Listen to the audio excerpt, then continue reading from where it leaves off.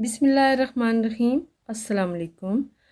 तो आज मैं आपके साथ शेयर करूंगी बहुत ही ज़बरदस्त सी एक आइसक्रीम की रेसिपी। ये आइसक्रीम हम बनाएंगे कस्टर्ड से और बिल्कुल ये क्रीमी होगा इसका टेक्सचर और बिल्कुल ये बाज़ार जैसी आइसक्रीम होगी। तो वीडियो मुकम्मल देखिएगा। चैनल पे नए हैं तो प्लीज़ सब्सक्राइब ज़रूर कर लीजिएगा।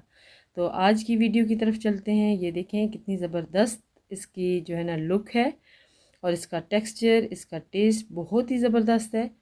तो आप ज़रूर ये रेसिपी ट्राई कीजिएगा। यहाँ पे मैं ले रही हूँ रफ़ान कस्टर्ड।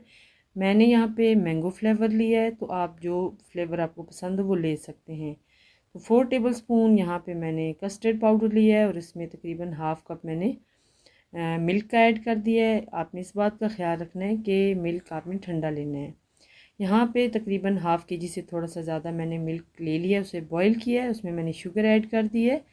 और जो ही इसको बॉईल आ गया है मिल्क को, तो इसके अंदर आपने इस तरह से कस्टर्ड ऐड कर देना है और आपने इसको मुसलसल विस्क करते जाना है ताकि इसमें लम्स ना बने। और ये देखें जी 3 से 4 मिनट लगे हैं और कस्टर्ड रेडी हो चुका है। उसे ठंडा होने के लिए मैंने अलग कर दिया है।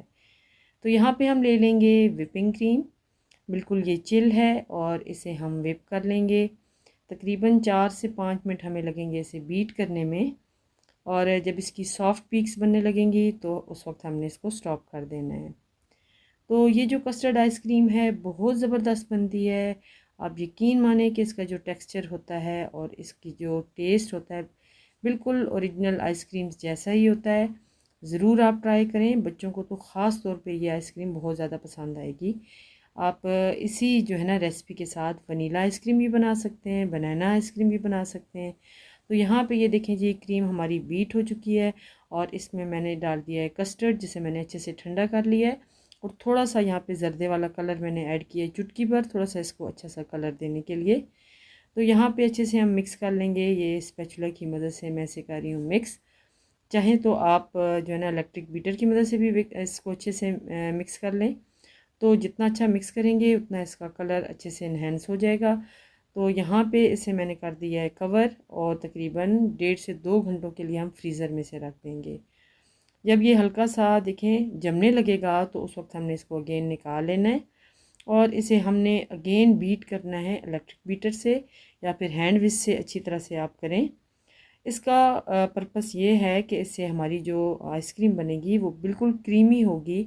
उसमें जो है क्रिस्टल्स नहीं होंगे बर्फ़ वाले। तो यहाँ पे जो है ना अब अगेन मैं इसे रख रही हूँ फ्रीज़र में। अब 8 से 9 घंटों के लिए या ओवरनाइट आप इसे रख दें और जब आप निकालेंगे तो ये बिल्कुल ज़बरदस्त आइसक्रीम बनी होगी। ये देखें कितनी जो है ना ज़बरदस्त ये आइसक्रीम है। इसकी लुक, इसका टेस्ट बहुत ही ज़बरदस्त है। ज़रूर ट्राई कीजिएगा। उम्मीद करती हूँ कि ये झटपट सी बनने वाली आइसक्रीम आपको पसंद आएगी। दुआओं में याद रखिएगा। अपना बहुत सारा ख्याल रखें। अल्लाह हाफ़िज़।